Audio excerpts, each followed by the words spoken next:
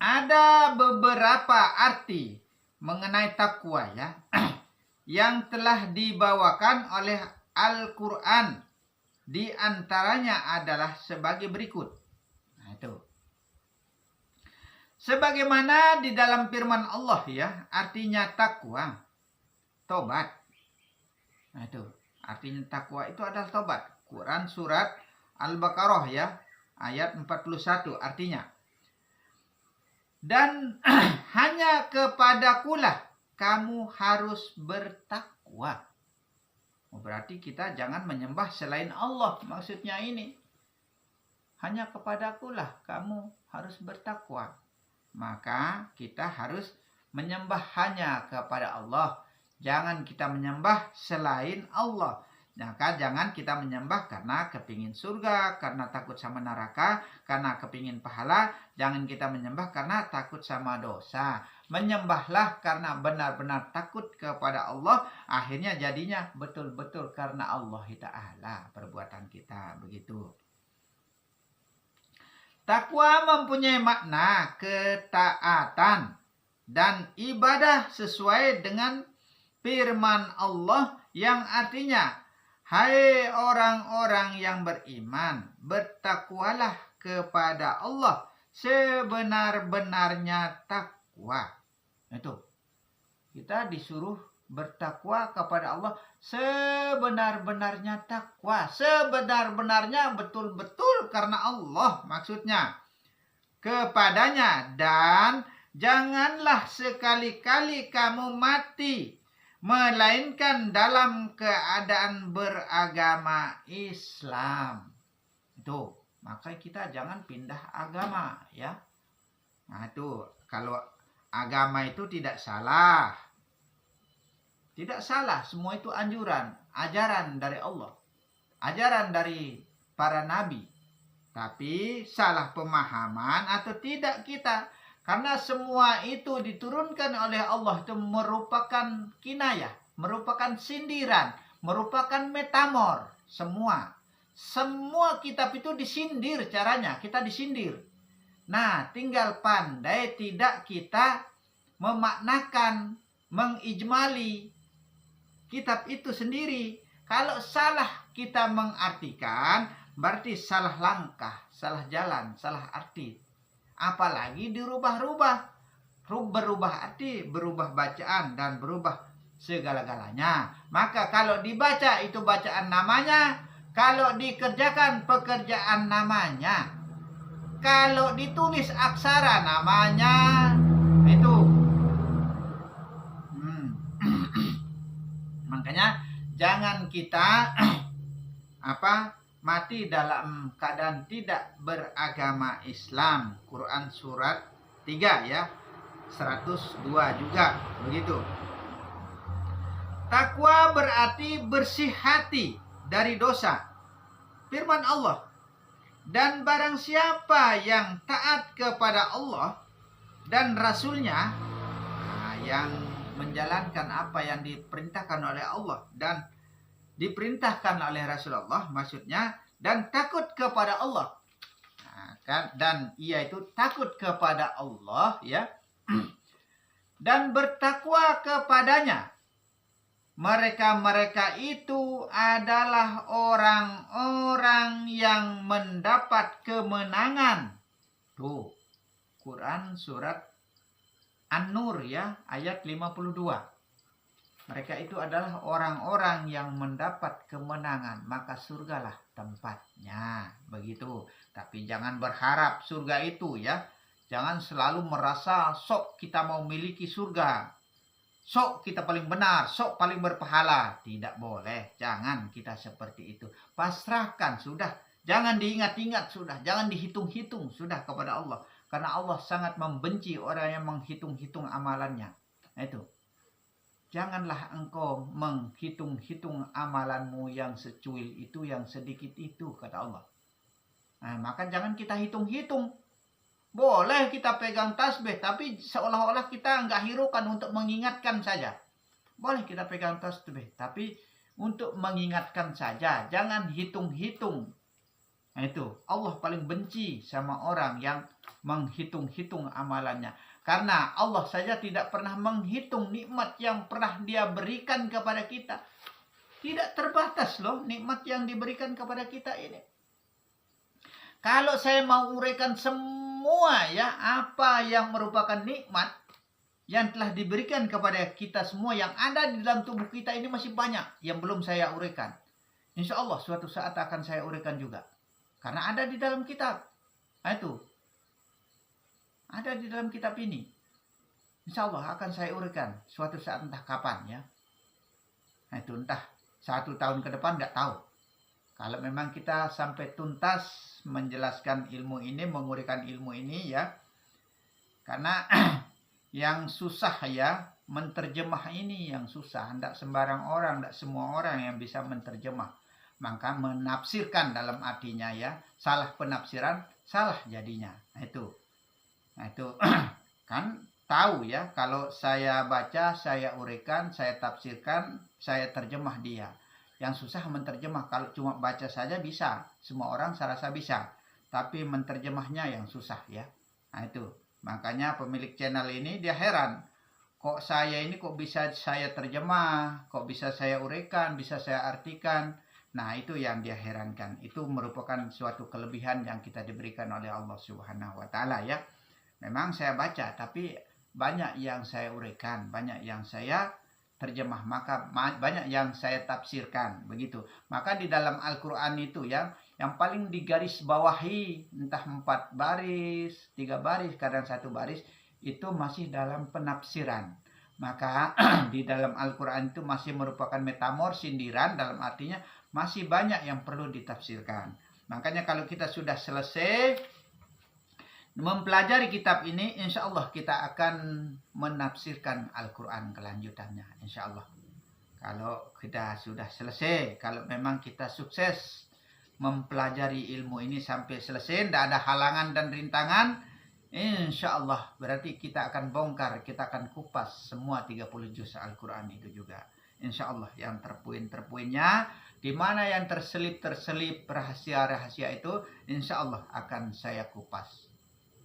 Insya Allah, mudah-mudahan dengan izin Allah ya. Dengan izin Allah, kalau memang kita itu masih diberi izin oleh Allah untuk melanjutkan ilmu ini, akan kita kupas semuanya. Insya Allah. Dari 3 dalil tersebut di atas, maka yang telah dimaksudkan oleh tokoh-tokoh dari Sufi adalah yang terakhir kali.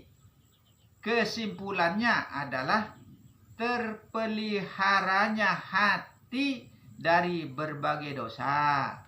Tuh, maka jaga hati. Terpeliharanya hati dari berbagai macam dosa dan kesalahan.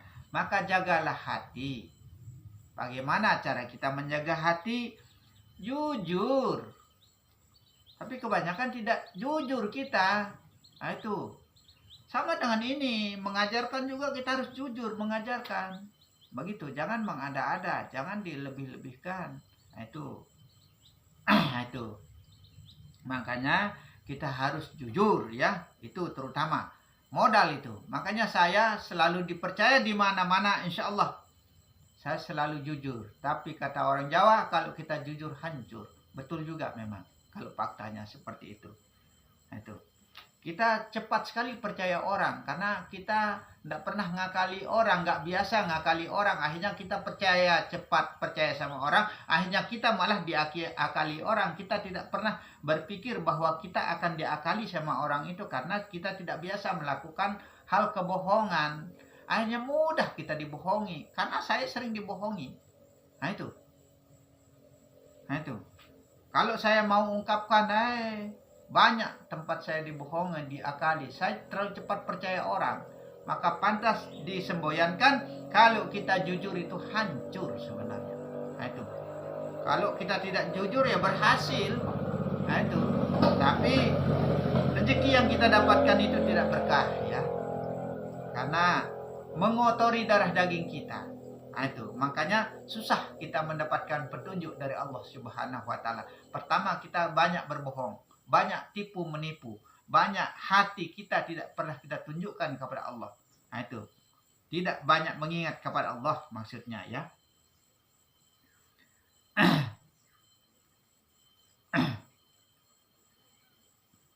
Apa ini?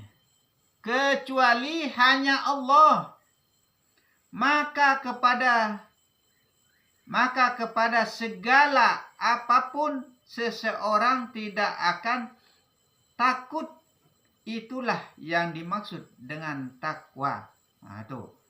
Kecuali kepada Allah, hanya kepada Allah kita akan takut maksudnya. Nah, itu kebanyakan orang kita tidak pernah punya rasa takut maksudnya. Kebanyakan kita orang itu tidak akan pernah punya rasa takut kecuali hanya kepada Allah maksudnya di sini ya. Nah, itu. Barang siapa yang selalu bertakwa, maka ia akan merasa keberatan untuk meninggalkan akhirat. Itu. Kalau kita merasa bertakwa ya, kita keberatan rasanya itu untuk meninggalkan akhirat. Nah, itu. Takwa menurut Abu Bakar ya, Abu Bakar Muhammad Arud ya, Muhammad Arud. Abu Bakar Muhammad Arud ya. Arud Zabari itu adalah meninggalkan segala sesuatu yang menjauhkan diri dari Allah. Kita harus tinggalkan, kita buang sesuatu yang menjauhkan diri dari Allah. Banyak hal-hal yang terlarang itu, ibaratnya itu yang kita harus jauhkan diri dari hal-hal yang dilarang oleh syara, oleh agama, begitu maksudnya. Menurut Zinnun al-Misri, takwa adalah orang yang tidak mengotori jiwa secara lahir dan batin. Orang yang tidak mengotori jiwanya secara lahir dan batin. Nah, itu. Dengan demikian, seseorang akan mengadakan kontak dengan Allah. Nah, ini mengadakan kontak dengan Allah. Nah, saya ingat jadinya ya, kalau nggak salah di komennya ada yang minta cara kontak batin ya dengan saya ya. Saya beritahu ya, mumpung saya ingat ya, karena ini menyebut kontak di sini saya ingat jadinya. Dia mengatakan bagaimana cara kita kontak batin. Pertama ya, banyak-banyak berzikir kepada Allah. Sebanyak-banyaknya, sekuat-kuatnya. Bagus kalau kita alim ya, bagus kalau kita benar-benar sholatnya bagus dalam artinya, itu lebih bagus, lebih cepat. Nah, itu. Banyak-banyak berzikir kepada Allah, banyak ingat kepada Allah di dalam batin, di dalam hati ya. Itu baru kita konsentrasi pikiran ya. Konsentrasi pikiran kepada saya contohnya ya. Insya Allah mudah-mudahan ada yang bisa tembus kontak batin dengan saya ya. Konsentrasi pikiran kepada saya, ingat nama saya, sebut saya dalam pikiran, maksudnya bukan menggunakan lisan lagi ya. Ini cara kontak batin ya. Nah, di situ baca cara Sunan, kita menggunakan caranya Sunan Bonang ya. Cara Sunan Bonang itu dia baca Anallahu Ahad. Artinya aku adalah Allah yang Esa. Artinya itu konsentrasi pikiran kepada saya ya. Baru buka pandangan, seakan-akan kita mendengarkan suara saya, seakan-akan polkan suara tujuan itu, seakan-akan terbuka pendengaran kita itu kepada saya.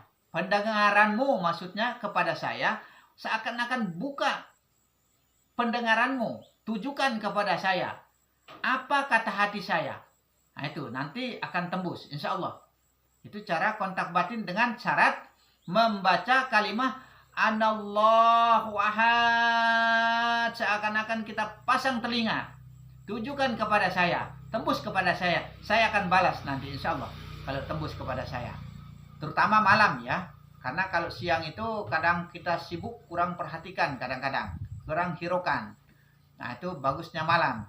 Nah, itu sekalipun saya tidur atau bagaimana, insya Allah tembus. Kalau memang ada pernah saya suruh orang ini ya, orang tarekat ini kuat berzikir, karena saya lihat dia kuat berzikir, orangnya cacat ya, lumpuh, saya obati dia insya Allah. Nah terus saat itu saya lihat dia sholat kuat, zikir kuat, orangnya orang tarekat ya, orang torekoh istilahnya, kalau istilah Jawa. Nah di situ saya bilang, nanti kalau mau kontak batin dengan saya ajarkan seperti itu caranya, sambil berzikir, sambil mengatakan Anallahu ahad, seakan-akan kita pasang telinga, tujukan kepada saya. Insya Allah kalau tembus kepada saya akan saya balas apa yang saya katakan. Insya Allah seperti itu cara kontak batin. Nah kalau kita mau melihat sesuatu di kejauhan, contoh ya, mau melihat keadaan saya atau keadaan keluarga kita yang di kejauhan sana, begitu juga kita membaca Anallahu ahad begitu, sambil renungkan, sambil hayati, sambil kita seakan-akan membuka pandangan mata kita, pandangan batin kita ya, mata batin kita maksudnya seakan-akan kita buka, tujukan kepada tujuan atau tujukan kepada saya contohnya ya. Insya Allah siapa yang bisa duluan bisa tembus kontak batin dengan saya, insya Allah. Nah itu begitulah caranya. Mumpung di sini ada mengatakan kontak, akhirnya saya ingat komennya yang minta cara kontak batin ya. Nah itu saya tidak tahu orangnya, mungkin dari mana saya tidak tahu, karena tidak bisa saya buka YouTube sendiri, tidak ada uang untuk beli pulsa juga. Terus terang saja, tidak ada uang untuk beli pulsa. Terus terang saja, kalau HP saya sudah didaftarkan sama pemilik channel 01, dia yang berikan saya HP untuk saya ini. Tongkat untuk saya syuting juga dia yang berikan. HP yang untuk saya syuting juga dia yang berikan. Insya Allah ya. Nah itu semua dia yang bantu saya karena melihat keadaan saya. Nah itu. Akhirnya dia lihat fakta dan kenyataan seperti apa kehidupan saya. Akhirnya dia banyak membantu saya. Insya Allah. Dan mudah-mudahan dia diberkahi oleh Allah Subhanahu wa Ta'ala. Seperti itulah kenyataannya. Nah, itu makanya kalau mau kontak batin, ingat kata saya tadi itu. Nah, itu mudah-mudahan bisa tembus kepada saya ya. Insya Allah. Menurut Ibnu Atta ya, takwa dibagi dua ya. Takwa itu dibagi dua.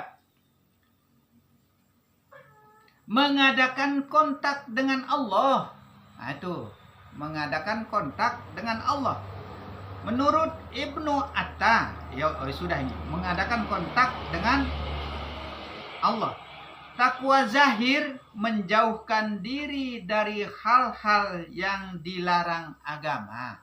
Itu takwa zahir ya.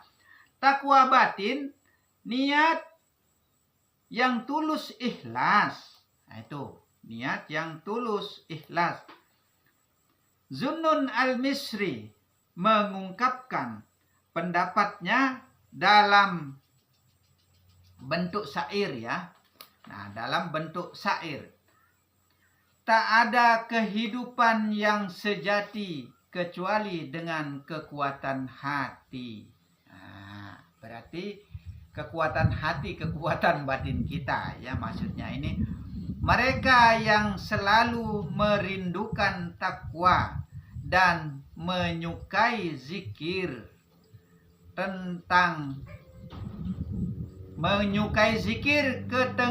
ketenangan yang telah merasuk ke dalam jiwa, yakin dan baik sebagaimana bayi yang masih menetek telah merasuk ke dalam pangkuan ibundanya. Nah itu, ini dalam berbentuk syair ya. Ya mudah-mudahan bermanfaat bagi kita semua. Mudah-mudahan jadi ilmu yang berguna ya. Mudah-mudahan jadi ilmu yang bermanfaat bagi kita semua. Dan tidak lupa saya katakan, kalau ada yang kurang pas, kurang baik, kurang bagus, buang saja jauh-jauh, ambil yang baiknya. Begitu saja. Tetap merasa diri ini adalah merasa buta, tuli, bisu. Ya, insya Allah yang mengikuti ilmu ini tetap merasa tidak pernah bisa kecuali Allah. Kebisaan itu hanyalah milik Allah. Nah itu. Tetap kita merasa buta, merasa tuli dan bisu. Karena matikan sudah jiwa yang zahir ini. Sudah tidak ada zahir kecuali Allah. Hanya itulah namanya batiniah Allah. Ingat itu ya. Dan mungkin kita akhiri dengan ucapan wabillahi taufiq wal hidayah. Assalamualaikum warahmatullahi wabarakatuh.